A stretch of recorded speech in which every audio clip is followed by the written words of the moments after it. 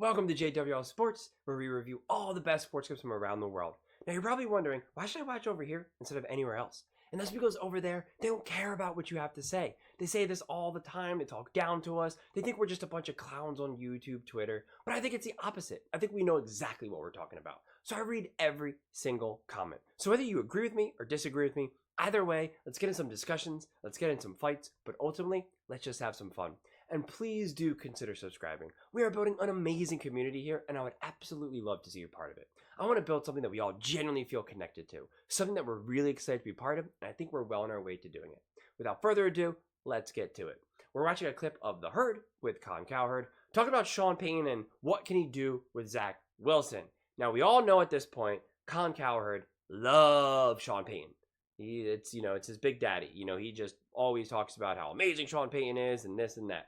I'm on the fence. I think Sean Payton is a good coach, and I've said in a previous video that, I think there's more to be seen about how great is Sean Payton. I would definitely be happy to have him as a coach of my team, but I'm not so sure that he is truly on the level as some of these other elite, especially offensive-minded coaches, like, of course, Andy Reid, Sean McVay, even Shanahan. So, this whole idea, I'm really curious because Colin has ripped Zack Wilson apart for years now at this point. And now I'm really curious if he's going to be able to say that he's going to be able to turn around Zack Wilson. I mean, I feel like Colin is at a rock and a hard place because he thinks Zack Wilson is nothing. And he thinks, Sean Payton is amazing. And so I really I'm fascinated to see what he has to say. So let's take a listen and we'll break it down from there. More on the Lakers' loss. Top of next hour, 40 minutes away. Our game of high-low. We take all these first-round quarterbacks. At best, who are they? At worst, what does it become? So yesterday, during the show, the Jets traded Zack Wilson. It was a miss. Number 2 pick. Didn't like him coming out of college. COVID quarterback. Didn't buy it. Jets loved him. Miss. So they got a 6th-rounder for him. So here's the thing to think about. There's a message in all of this. My wife always says, you're right in life or you're learning. You don't have to be wrong. Just learn from it. If you make the same mistake over and over, then you're right and you're wrong. But if you make mistakes but you learn from them, you're right in life and then you're learning. So the Jets only got a 6th-round pick for Zack Wilson. Justin Fields' Bears, 3 years of starting, only got a 6th-round pick. Lots of losses and a 6th-round pick for Justin Fields. The 15th pick, Mac Jones. Lot of starts, only got a 6th-round pick. How in the world is it, though, that Trey Lance, who barely played and has less wins and talent than all of them, arguably, got a 4th-round pick? Because of potential. Because people believe that they don't know yet, and so they believe that he actually has this potential. They've seen Zack Wilson, Mac Jones, and Justin Fields play. So it's, no, you're most excited. Think about for all of you people who are still dating and stuff like that, and you're on the dating apps, you're swiping around. Your peak excitement is when you come across the profile. And you didn't even match yet with them. You just see them and you're like, this person's amazing. Because you know nothing about them. You're seeing the perfect pictures with the perfect smile where they're like, oh, you're taking a picture of me right now? Oh, I didn't know. And it's like the witty little comments in the profile and all of that. So you don't know who they are. So your interest is peaked. So you're willing to do a lot more. You're like, oh my God, that is the person that I could absolutely fall in love with. They are amazing.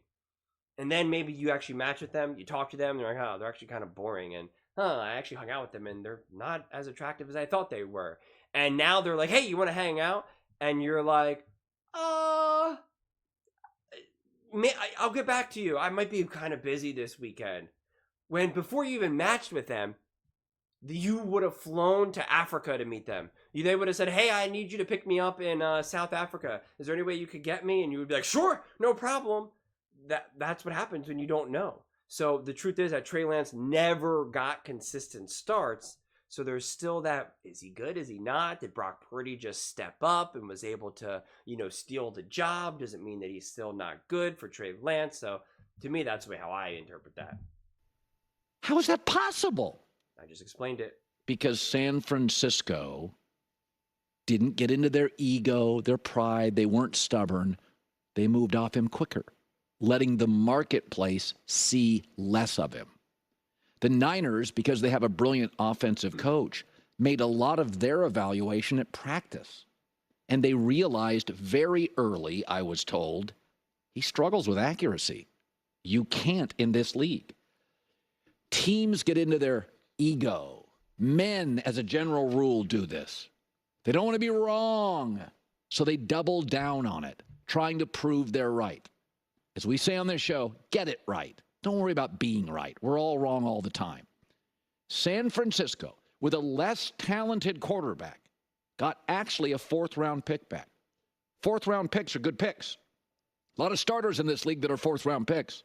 You get into the 6th and the 7th round, a lot of special teams guys, low-ceiling backups. And yet the Niners, who have missed on plenty of picks, just said, hey, we see it doesn't work. Brock Purdy's better in practice. We're moving on. The 7th-round guy is better than the 1st-round guy we gave up picks for. Too many general managers in this league and coaches are trying to protect their genius, protect their picks. I mean, the New York Giants did even worse than that. They doubled down on Daniel Jones, which was a reach as a pick, and then they paid him a small fortune. That's unforgivable. That gets you fired. If the guys in New York get fired, I mean, you got to push back on that. You got to go to the owner and say, I'm not signing him. We'll keep Saquon Barkley. I'm not signing him to that deal. But this is a great example and a life message. Don't double down on wrong to prove you're right. Get out of it. By Thanksgiving of the second year, everybody in the league knows. If not for film during the games, film at practice. You film all the practices. You have camps. You have exhibitions. You have games against other teams that don't get televised. You have exhibition games. If you can't tell if your quarterback's a guy by Thanksgiving of the second year, get out of the league. Go sell cars. Do something else. You can't do it. It doesn't take that long to figure it out. And so the Niners, they draft Brock Purdy, and they're like, yeah. I mean, we already heard the story. Kyle goes to the owner. He's better. Move off him. Salvage the pick. Don't double down on stubborn. Stop being trying to be right. Get it right. Purdy's better than Trey. Move him. Maybe Trey gets a second chance. But isn't it interesting that the quarterback that has the fewest wins, the less time, I mean, appears to be somebody that really is, at this point, not going to be a starter at all. Doesn't have a big win of note. They got more for him, a legitimate pick. Here was Tom Pelissero yesterday breaking the Zach Wilson trade on our show. Jets have just traded Zach Wilson to the Broncos. They are going to send a 2024 6th-round pick for Wilson and a 2024 7th-rounder. Teams are going to divide up his bonus. You get him for virtually nothing in terms of a late-round pick swap. The Jets are paying, I don't know the exact numbers, but they're paying a significant amount of his training camp roster bonus too. So this is a low-risk flyer on a guy who a few years ago, I mean, I had many coaches make the case to me that Zach Wilson's tape was better than Trevor Lawrence's. If anybody can get the most out of Zach Wilson, it's going to be Sean Payton. How about that? How about that? J-Mac, a great lesson. It's about getting it right, not being right. Niners weren't stubborn, got more for less. J-Mac with the news. Okay. Why do they say at the bottom, expectations for Wilson in Denver, and yet he never gave any expectations for Wilson in Denver? He did that yesterday as well, where there's a clip where it was like, Zach Wilson to Denver, what's this going to look like? And he didn't answer the question again, which to me is his way of skirting I don't want to say responsibility, that's not the right word, but, he knows he needs to kind of talk about this topic, but I think, again, he believes so highly of Sean Payton, and he has a relationship with Sean Payton. Sean Payton used to go on a show when he was, retired or just taking some time off.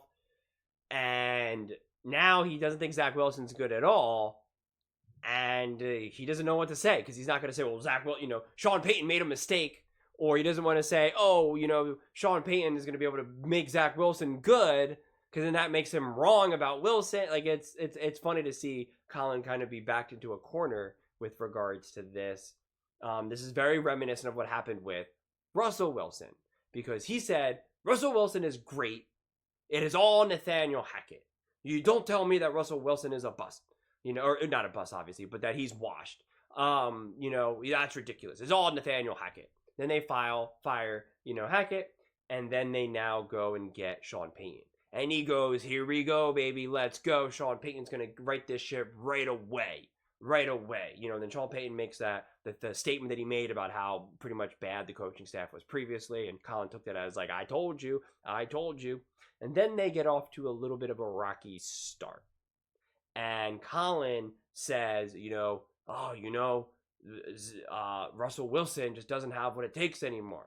Then they go, because he wants to still, hold he still wants to be kind toward Sean Payton. Because Sean Payton will be a lifelong resource for him and a source for him.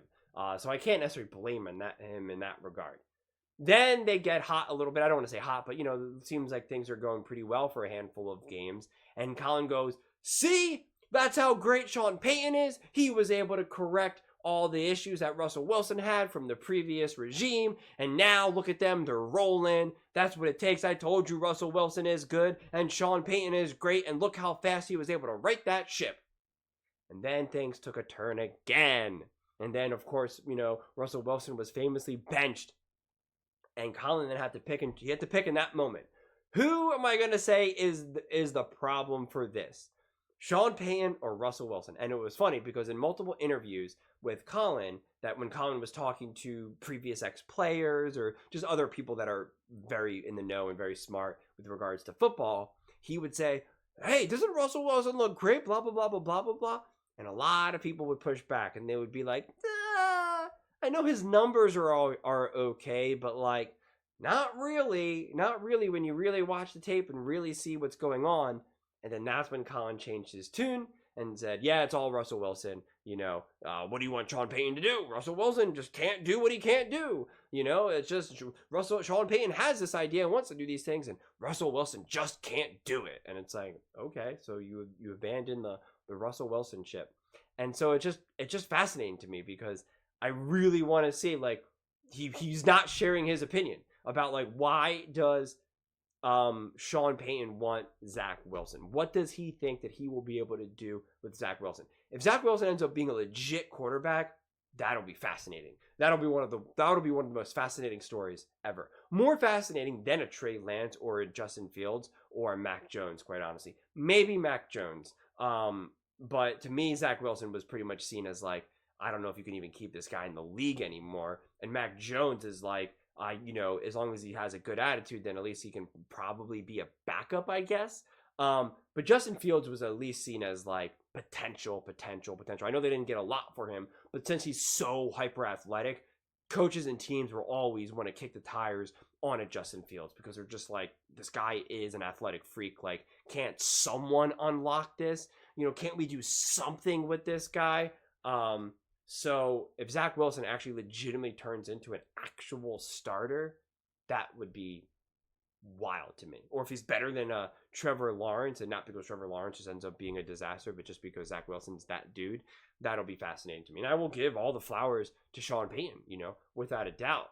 But if Zack Wilson is successful, then that will be counter to what all of Colin's like deep-seated philosophy is around these quarterbacks. So it's just, you have these two